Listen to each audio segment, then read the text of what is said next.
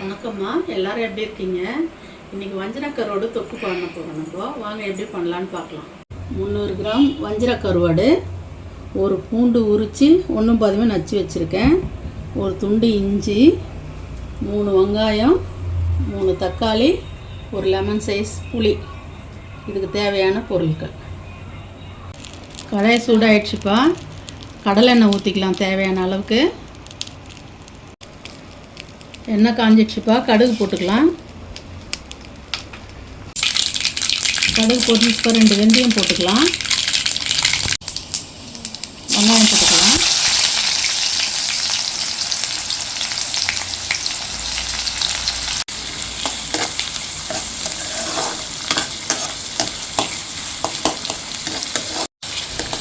வெங்காயம் கொஞ்சம் ப்ரௌன் ஆகட்டும், அது வரையிலும் கொஞ்சம் வெயிட் பண்ணலாம்.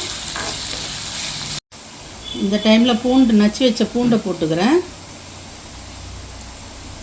இஞ்சியும் போட்டுடுறேன்ப்பா.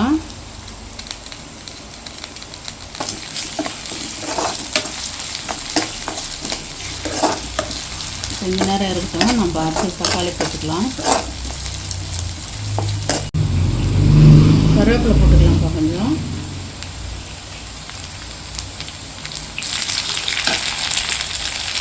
தக்காளியும் போட்டுடலாம்.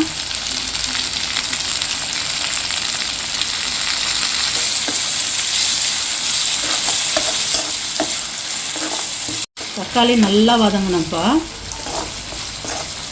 அப்போ தான் தொக்கு நல்லாயிருக்கும்.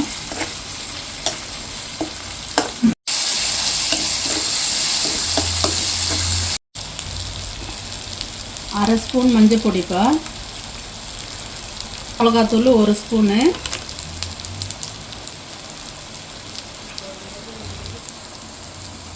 இது வீட்டில் அரைச்ச மிளகாத்தூள்ப்பா, 3 ஸ்பூன் போட போகிறேன்.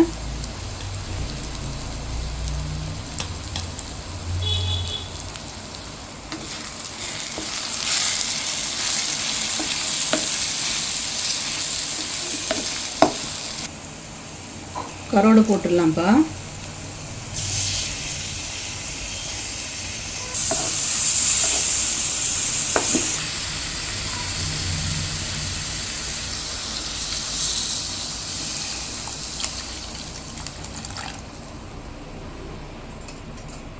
இது முழுகிற அளவுக்கு தண்ணி ஊற்றிக்கிட்டோம்ப்பா. இந்த அளவு ஊற்றிக்கணும், அப்போ தான் கருவாடு வேகிறதுக்கும் கரெக்டாக இருக்கும். கொஞ்சம் கொதி வந்தோடனே ஸ்லோவில் வச்சு வேக வச்சுக்கோங்க. ஆல்ரெடி கருவாட்டில் கொஞ்சம் உப்பு இருக்கும், இப்போ நான் கொஞ்சமாக தான் சேர்த்துக்கிறேன், அப்புறம் பார்த்துட்டு சேர்த்துக்கலாம். நல்லா கொதிக்குதுப்பா, இப்போ புளி தண்ணியை ஊற்றிடலாம்.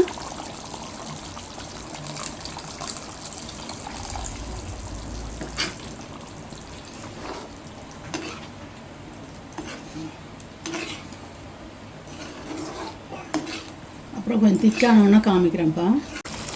இன்னும் கொஞ்சம் திக்காகணும்ப்பா.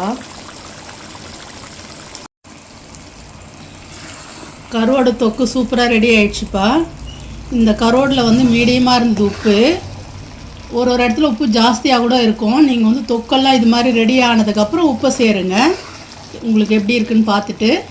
முதல்ல போட்டுறாதீங்க. தொக்கு சூப்பராக வந்திருக்குப்பா. இதை சூடான சாதத்தில் போட்டு பிசைஞ்சு சாப்பிட்டு பாருங்கள். சாப்பிட்டு பார்த்துட்டு எப்படி இருக்குன்னு கமெண்ட்டில் சொல்லுங்கள்.